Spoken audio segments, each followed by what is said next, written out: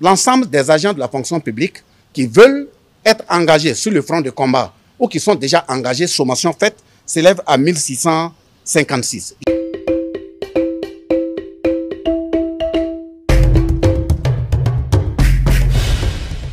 Vous savez très bien qu'il y a des agents de l'État qui sont dans la fonction publique, mais qui veulent se faire enrôler, qui veulent se faire former pour pouvoir contribuer à la défense de la patrie. Et dans ce sens, nous avons recensé qu'au niveau national, les agents de l'État qui se sont fait déjà enrôler et qui sont sur les théâtres d'opération s'élèvent à 160 personnes. Et ceux qui se sont inscrits, qui ont été formés et qui attendent d'être appelés et affectés sur le terrain sont au nombre de 11. Et ceux qui se sont inscrits en attente de formation pour se faire déployer sont au nombre de 1485.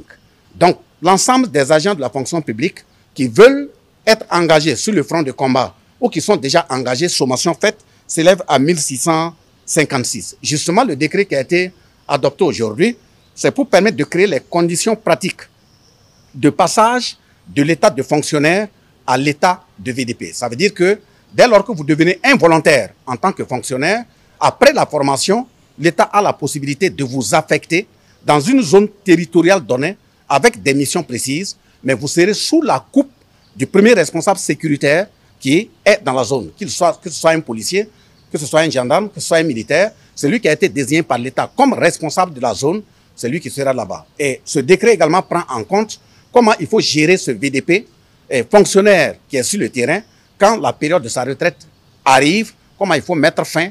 Même s'il veut poursuivre, il faut d'autres conditionnalités avec le calcul de la retraite. Il y a aussi les conditionnalités d'abandon. Si l'intéressé n'est plus sur le terrain, s'il a abandonné de lui-même, comment cette question doit être gérée. Mais il y a aussi les conditionnalités de radiation. S'il est sur le drapeau et qu'un comportement indécent était remarqué, quelles sont les conditions qu'il fallait réunir pour qu'il ne soit plus dans les rangs de VDP, mais sans pour autant perdre le fait qu'il ait déjà un statut de fonctionnaire.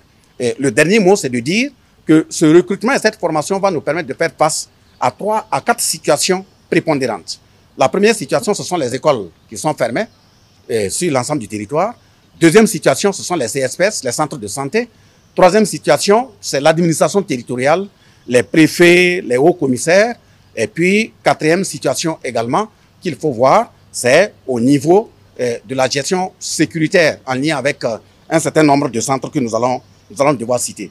Donc, la formation de ces agents leur permet d'être affectés, de rouvrir ces écoles, les occuper, de rouvrir les CSPS, les occuper et affecter des agents qui sont déjà formés, comme VDP, préfet, ainsi de suite, et même au niveau de la justice.